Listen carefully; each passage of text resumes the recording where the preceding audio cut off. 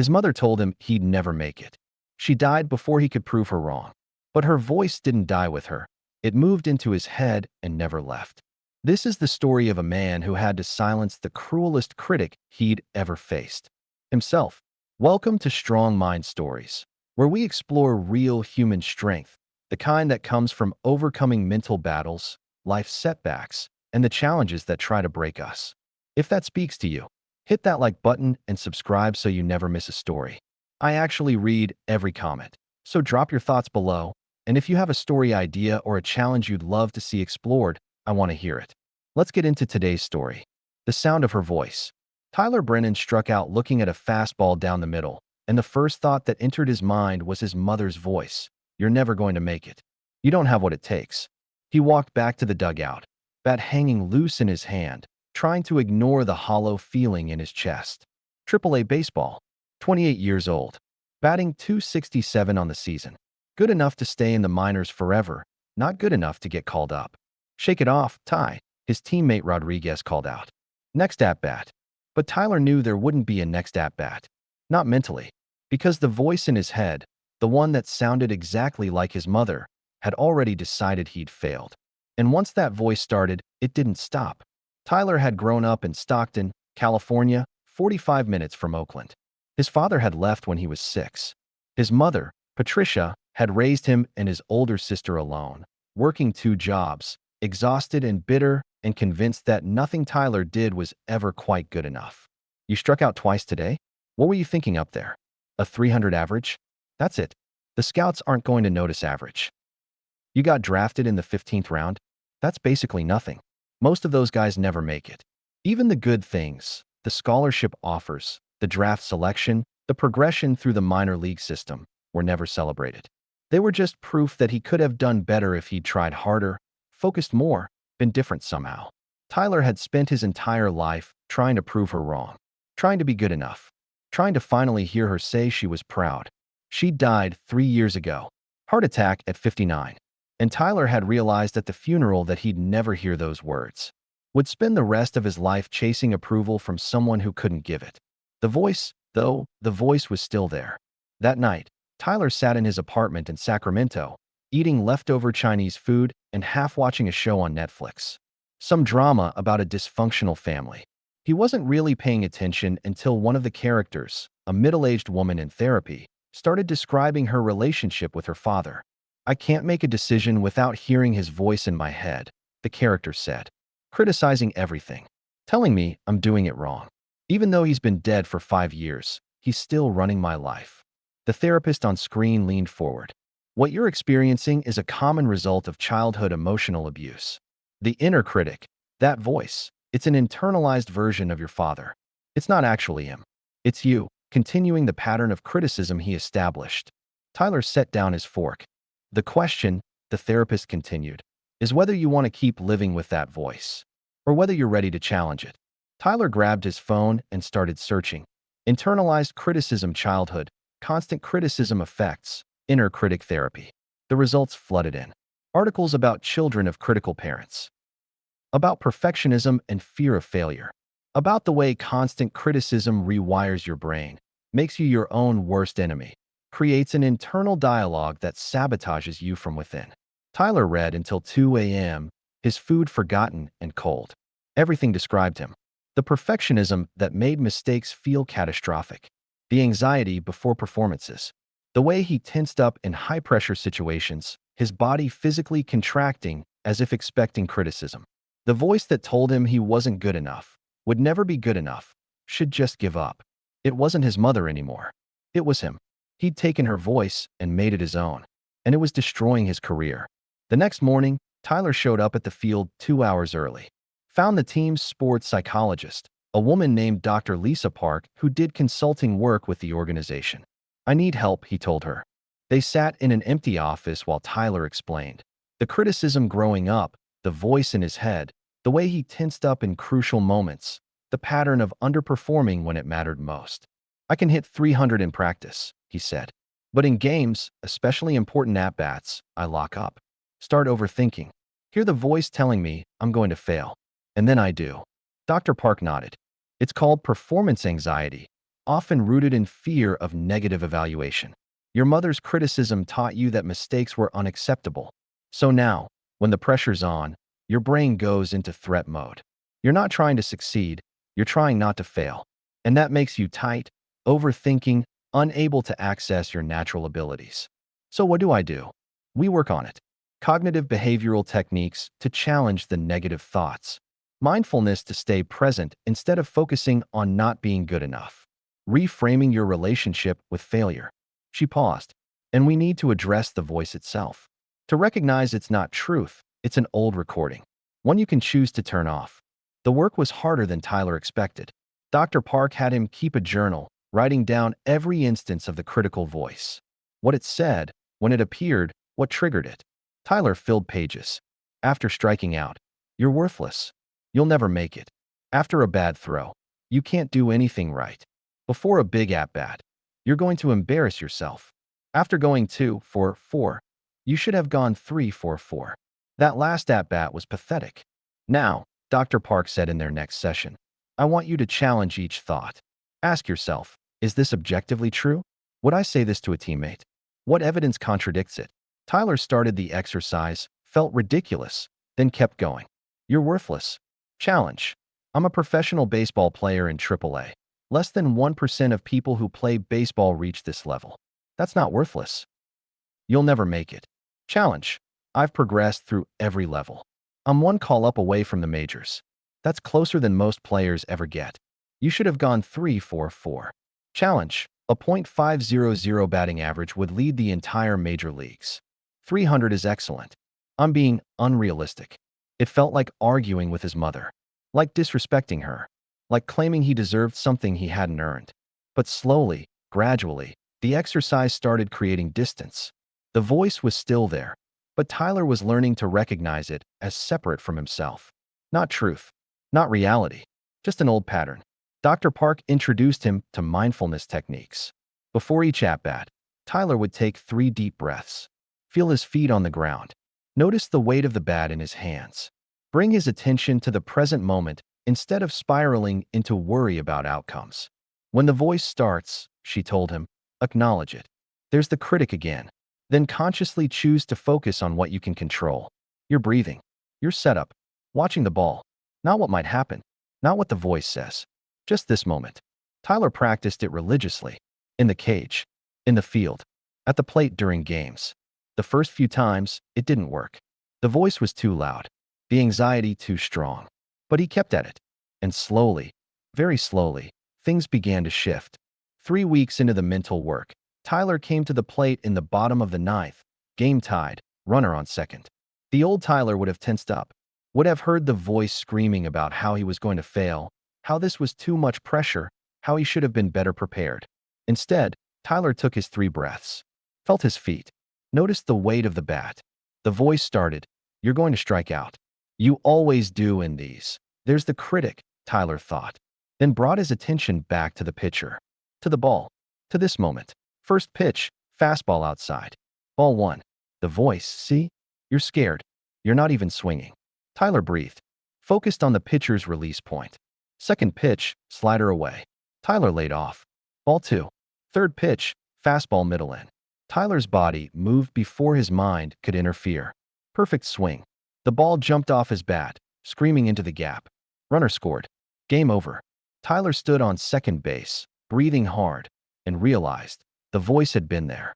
But he'd played through it, hadn't let it control him. For the first time in his life, he'd performed under pressure not despite the voice, but without needing it to be silent. His batting average climbed. 267 became 285, then 302. His strikeout rate dropped. His at-bats looked different, looser, more confident, more present. In early August, Tyler went on a tear. 15 games, batting 425, 3 home runs, clutch hit after clutch hit. The kind of stretch that gets noticed. After a game where he'd gone 3 for 4 with a walk-off double, his manager pulled him aside. I don't know what you've been doing differently, Manager Torres said, but keep doing it. You look like a different player out there. Tyler almost said, I'm just lucky. Almost deflected. The old pattern. Instead, he said, I've been working on the mental side, learning to stay present. Torres nodded. It shows. Keep it up. Never know who's watching. Someone was watching. 2 weeks later, Tyler was called into the manager's office before a game. Oakland called. Torres said, grinning. Morales went on the IL. They need someone who can play outfield and hit. They want you. Tyler felt his chest tighten. The voice immediately started, "You're not ready. You'll embarrass yourself. This is too soon. You're going to fail." He took a breath, felt his feet on the floor. There's the critic, he thought. Then, to Torres, "When do I leave?" "Tonight. You're starting tomorrow in Oakland. Against the Rangers." The flight to Oakland was 90 minutes that felt like 9 hours. Tyler sat in his seat, trying to use the breathing techniques, trying to stay present, but the voice was relentless. "Your mother was right. You don't have what it takes. One game in the majors, and everyone will see what she saw, that you're not good enough." Tyler pulled out his phone, called Dr. Park. "The voice is loud," he told her. "Really loud. I'm trying to challenge it, but, Tyler, listen to me. The voice is going to be loud. This is the biggest moment of your career so far. Of course your brain is going into threat mode." She paused. "But you've done the work. You know the voice isn't truth. It's just noise. An old recording. You don't have to believe it. But what if I fail?" "Then you fail. And you'll still be a professional baseball player who got called up to the majors, which is more than 99.9% of people who ever played baseball achieve. Your mother's voice wants you to think your worth depends on perfection. But it doesn't. Your worth is inherent. The outcome of one game doesn't change that." Tyler felt the tightness in his chest ease slightly.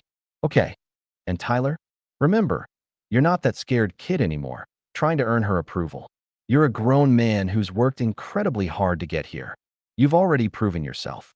Now go play." Hey, if this story is speaking to you, hit that share button right now. Help me get this to someone who needs it today. It only takes a second, and it might mean a lot to the right person. Okay, let's keep going. Tyler arrived at the Oakland Coliseum at noon the next day. The building was massive, iconic, home to his childhood team. He'd watched games here as a kid, dreamed of playing here, never quite believed it would happen. Now he was walking into the home clubhouse, seeing his name on a locker, putting on an A's jersey with his number on the back. The voice started immediately. "This is temporary. They'll see you're not good enough and send you back down." There's the critic, Tyler thought. Then focused on getting dressed, on meeting his new teammates, on taking in the moment. Manager Brett Kowalski called him into his office. "Brennan, right? Welcome. You're starting in right field tonight, batting 7th. He looked at Tyler seriously. "I know you're nervous. Everyone is their first game. But I looked at your numbers. You've been hitting well. Trust that. Don't try to do too much. Just see the ball, hit the ball." "Yes, sir. One more thing. The mental game at this level, it's everything. Talent gets you here. But managing pressure, staying present, not letting the moment get too big, that's what keeps you here. You good with pressure?" Tyler thought about the work he'd done. The breathing, the mindfulness, the challenging of the critical voice. "I'm learning to be," he said honestly. Kowalski smiled. "That's a better answer than yes. Keep learning." Batting practice felt surreal. Tyler stood in the cage at a major league stadium. Major league pitchers throwing, major league coaches watching. Every swing felt like an audition. The voice, too high, too inside. "You're swinging at garbage. They're going to see you can't hit major league pitching." Tyler breathed, focused on the ball, started finding his rhythm. After BP, he sat in the outfield grass, alone, watching the grounds crew prepare the field. The sun was setting over the Oakland Hills. In a few hours, he'd be playing his first major league game. His phone buzzed. A text from his sister, Rachel. Mom would be proud. Tyler stared at the message for a long time. Would she? Or would she find something to criticize? Some way he could have done it better, sooner, more impressively? He'd never know. And he realized he didn't need to know. Her approval wasn't the goal anymore. Couldn't be the goal. Because he'd never get it, and chasing it had nearly destroyed him. What mattered was whether he was proud of himself. Tyler looked out at the field, thought about the journey, the years of work, the struggle, the mental battle, the growth. He typed back, "Thanks. I'm proud of me." And he meant it. The game started at 7:07 p.m. Tyler stood in right field for the top of the first inning, glove ready, heart pounding so hard he could hear it in his ears. The Oakland crowd, sparse on a Tuesday night, but still thousands of people, felt enormous. "You don't belong here," the voice said. "Wait until you have to make a play. You're going to mess it up." Tyler took 3 deep breaths, felt his feet in the grass, focused on the pitcher's windup. The Rangers' leadoff hitter grounded out to second. No action in right field. Second batter flew out to center. Still no action. Third batter worked a full count, then hit a sharp line drive to right field. Tyler broke immediately, reading it perfectly, running hard, diving, and caught it. Glove extended, ball secured, sliding in the grass. The crowd erupted. Tyler jogged back to the dugout, trying not to grin, trying to stay cool. His teammates mobbed him. Hell of a catch. Welcome to the show. Tyler sat down on the bench, glove in his lap, and realized the voice had been silent during the play. When action took over, when instinct took over, the critic had no room to operate. Tyler's first at-bat came in the bottom of the second. He walked to the plate, legs shaking, bat feeling heavy. The voice was screaming, "You're going to strike out. Everyone's watching. You're going to embarrass yourself. This pitcher is too good. You don't belong here." Tyler stepped out of the box, took his 3 breaths. There's the critic, he thought. But it's just noise. I've done this 10,000 times. See the ball. Hit the ball. He stepped back in. First pitch, fastball high. Ball 1. Second pitch, slider away. Tyler started to chase it, held up. Ball 2. See, you can't hit this. You're overmatched. Tyler breathed, focused on the pitcher's release. Third pitch, fastball middle away. Tyler swung, made contact, but rolled it over. Ground out to short. Walking back to the dugout, the voice started, "Weak contact." Predictable. Stop, Tyler thought. It's one at-bat. I made contact. I'll get another chance. His second at-bat came in the 4th inning, 1 out, runner on first. This time, Tyler felt calmer. The nervousness was still there, but quieter. The voice was still there, but he'd learned to hear it without obeying it. First pitch, curveball for a strike. Tyler watched it, didn't chase. Second pitch, fastball inside. Ball 1. Third pitch, another fastball, middle in. Tyler's hands moved before his brain could interfere. The same swing he'd made 10,000 times in practice, in the minors, in high school. The ball jumped off his bat. Line drive, gap in right center, clean single. Runner advanced to third. Tyler stood on first base, trying to process it. His first major league hit. The crowd applauded. The first base coach grinned at him. Nice piece of hitting. Tyler's mind went to his mother, to the years of criticism, to the voice that had told him he'd never make it. And he thought, I made it anyway. The game continued. Tyler went 1 for 4, made 2 more catches in right field, didn't embarrass himself. The A's lost 4-3, but Tyler had held his own. Afterward, in the clubhouse, veteran players came up to congratulate him on his first hit. Manager Kowalski pulled him aside. Solid debut. You looked comfortable out there. Thank you, sir.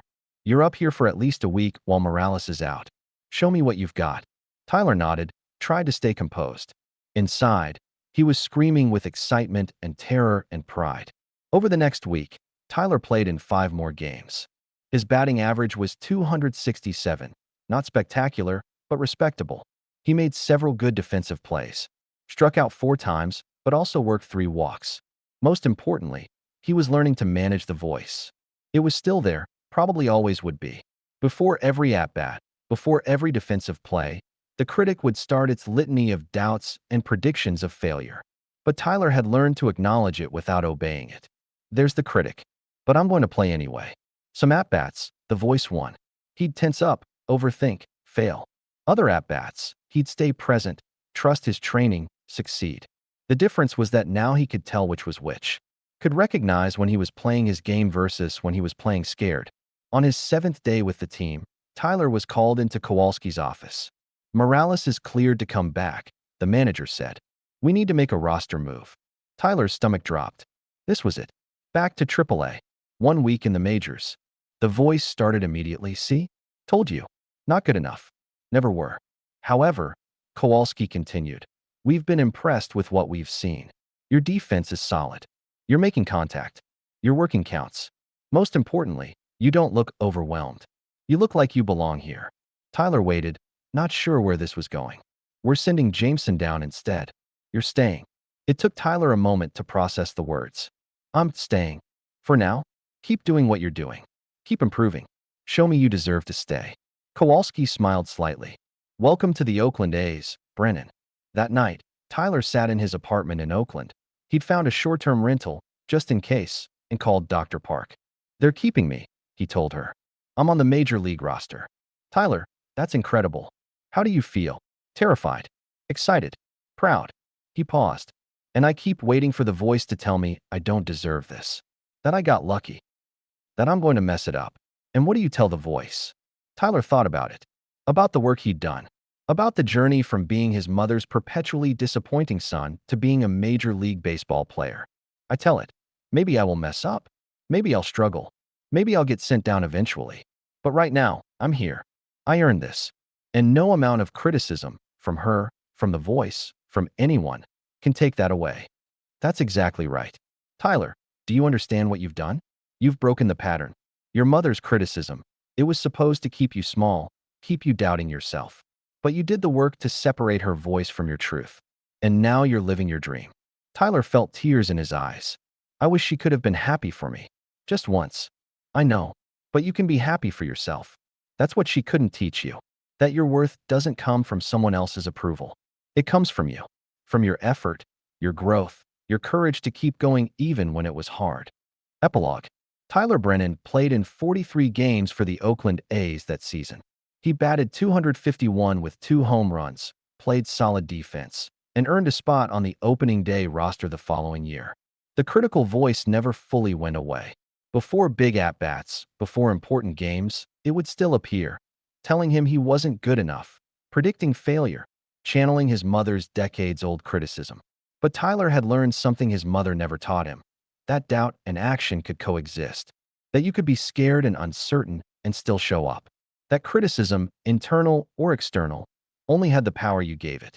1 year after his debut, Tyler was sitting in the Oakland dugout before a game when a rookie joined the team, a kid fresh from AAA, nervous and trying to hide it. "First game?" Tyler asked. The kid nodded.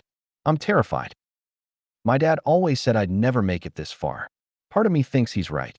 Tyler understood immediately. The weight of a parent's doubt. The voice that becomes your own. "Let me tell you something," Tyler said. "That voice in your head, the one that sounds like your dad, it's not him anymore. It's you. Which means you have the power to challenge it. To choose whether to listen to it." "How?" "By recognizing it's not truth. It's just an old recording. And recordings can be turned down." Tyler stood up, grabbed his glove. "Come on. I'll show you some breathing techniques that help. And then we're going to go play some baseball." The kid followed him out to the field, and Tyler thought about the journey. About the years of criticism. About finding that TV show. About Dr. Park and the work and the slow, painful process of separating his mother's voice from his own truth.